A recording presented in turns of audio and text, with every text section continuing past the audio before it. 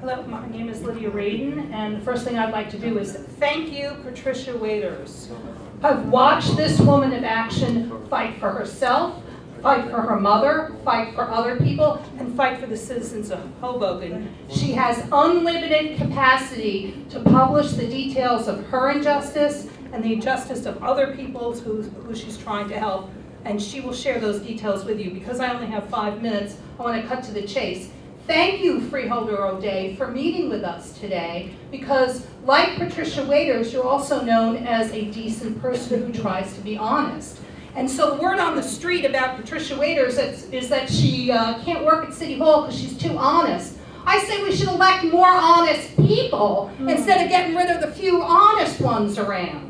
So cutting to the chase here, Freeholder O'Dea, if you're outraged that there were $14,000 wasted on this ridiculousness of a academy, how about the money that was wasted with my false imprisonment at Jersey City Medical Center? Because the CrookedDoctors and Stacy Dix-Kubiowski falsified medical records, held me as a prisoner, physically assaulted me, almost left me paralyzed or dead, and then had the temerity, the gall, the cheek to hand a bill to Medicaid. That's called Medicaid fraud, and that's why we're going to Trenton.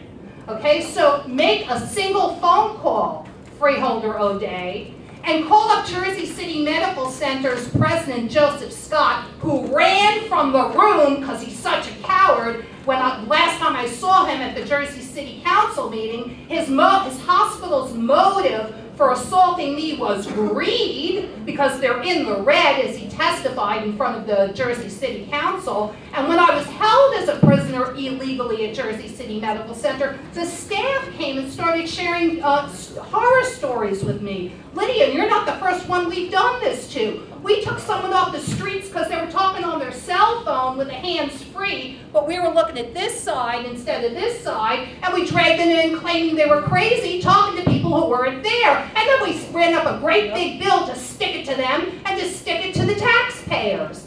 Do you know Jersey City Medical Center sicked a collections agency on me? The unmitigated gall. So a single phone call, Freeholder O'Dea, to Jersey City Medical Center's President Joseph Scott. And we're going to follow up with this, aren't we? We're going to be here at the next Freeholders meeting. We like an answer to this question. A single phone call to President Joseph Scott saying,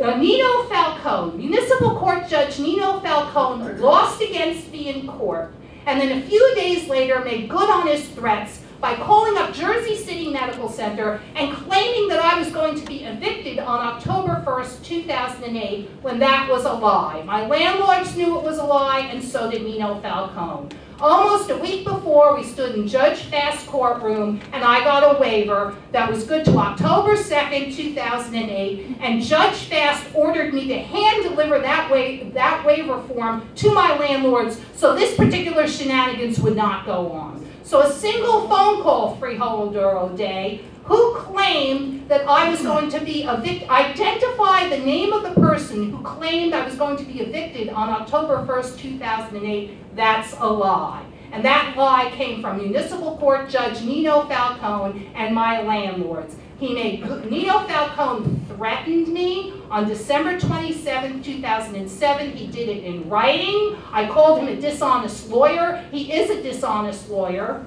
He made good on his threats.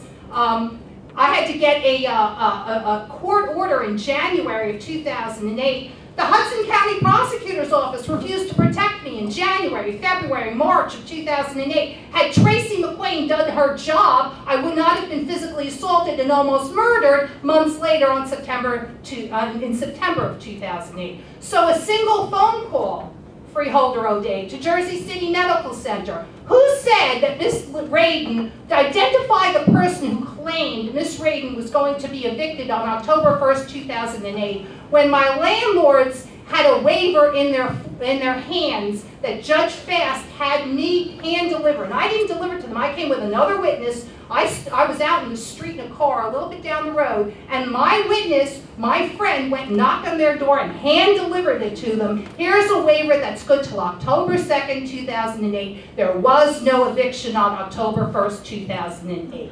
And let's start recovering the thousands of dollars that Jersey City Medical Center tried to get reimbursement from Medicaid on Medicaid fraud so you can pay for your canopy. Thank you, Ms. Radin. And we ain't going away. Freeholder O'Dea, you'll keep the board advised of your correspondence with the medical center. Yeah, I'll reach out to Mr. Scott. He's not much of a fan of mine. Yeah, he doesn't like me either. I know that, unfortunately, Freeholder Dublin had to leave, but I had a little bit of an argument with him last year over another incident concerning a person that used to be employed there, and I had requested certain information about their board of directors bylaws, and he hasn't provided them to me yet. But I'll reach out to him. But if I'm not successful or he doesn't take my call, as the acting chairman, Freeholder Romano, I'm going to reach out, because you might be able to get more success. You've got a much more diplomatic approach, than I often do. And, a lot of my calls don't get taken. The administrator, God bless him, he takes every call that I give, but quite frankly, he doesn't have much choice. Are there additional speakers on any matter of public interest? Please state your name. Good evening.